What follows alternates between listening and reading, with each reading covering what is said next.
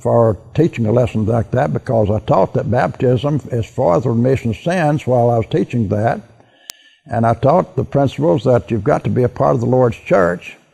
And so I didn't figure that anybody would respond, and so I didn't know what to do, so I just went over and sat down and let the preacher take care of it.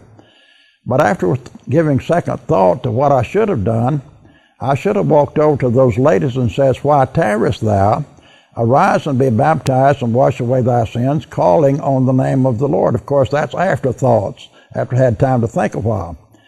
Well, they got up from there, and I don't remember what their comments was or anything, but anyway, I got out of there as quickly as I possibly could. After that period of time, it was a good while before I obeyed the gospel.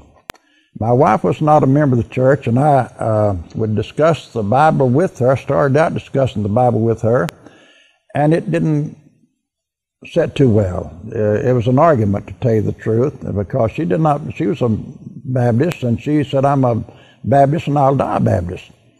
And so I said to her, I said, "I'm just going to close my Bible, and I'm not going to discuss it with you anymore."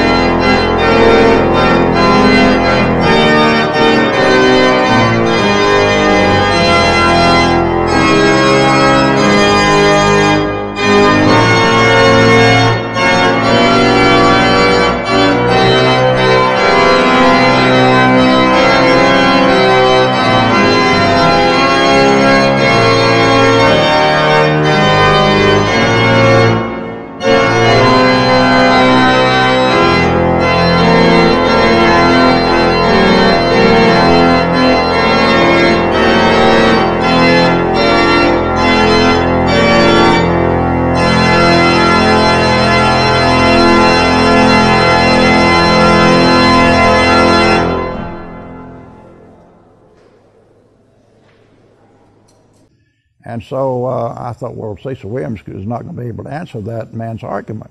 But I sat and listened carefully to both, and he did. When he came on, Cecil Williams was very strong. This man believed in speaking in tongues, and they used instruments of music in the worship and things like that. And Cecil Williams just took the Bible and actually just refuted what this man was teaching right down the line. And I could see it. I could understand it. And I continued to listen, and I went to all the debates, and I listened to him on the radio program. And there was also a man in Tryon that was preaching. His name was A.C. Grider. And he came on at a different time during the day, and I was listening to him. And there's quite a discussion on the radio. They were allowed to call names on the radio, and that was taking place. And there was a man by the name of G. Carl Green that came into the area. And so he was arguing the point that Abraham believed God, and it was imputed unto him for righteousness, and he was called a friend of God. And he was taking the stand that a person is saved by faith only, and that Abraham was justified by faith only. So, of course, A.C. Grider was able to refute what this man said, and I could see it very clearly, because he'd go over into the book of James and show that we're not justified by faith only.